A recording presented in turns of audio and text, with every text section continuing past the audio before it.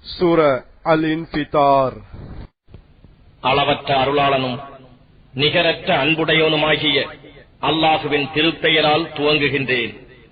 வானம் பிளந்துவிடும் போது, நட்சத்திரங்கள் உதிர்ந்து விழும் போது, கடல்கள் பொங்கி ஒன்றால் ஒன்று அகற்றப்படும் போது, கபர்கள் திறக்கப்படும் போது, ஒவ்வொரு ஆத்மாவும் அது எதை முற்படுத்தி அனுப்பி வைத்தது, எதை பின்னே விட்டுச் சென்றது என்பதை அறிந்து கொள்ளும்.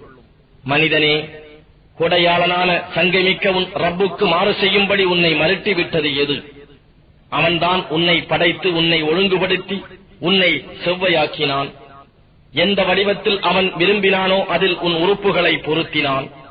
இவ்வாறிருந்தும் நீங்கள் கியாம நாளை பொய்ப்பிக்கின்றீர்கள். நிச்சயமாக உங்கள் மீது பாதுகாவலர்கள் நியமிக்கப்பட்டிருக்கின்றனர். அவர்கள் கண்ணியம் வாய்ந்த எழுத்தாளர்கள். நீங்கள் செய்கிறதை அவர்கள் அறிகிறார்கள். நிச்சயமாக நல்லவர்கள் நயீம் என்னும் சொர்க்கத்தில் இருப்பார்கள். இன்னும் நிச்சயமாக தீமை செய்தவர்கள் நரகத்தில் இருப்பார்கள். நியாய தீர்ப்பு நாளில் அவர்கள் அதில் பிரவேசிப்பார்கள்.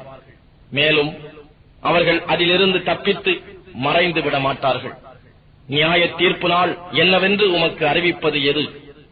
பின்னும் நியாய தீர்ப்பு நாள் என்ன என்று உமக்கு அறிவிப்பது எது?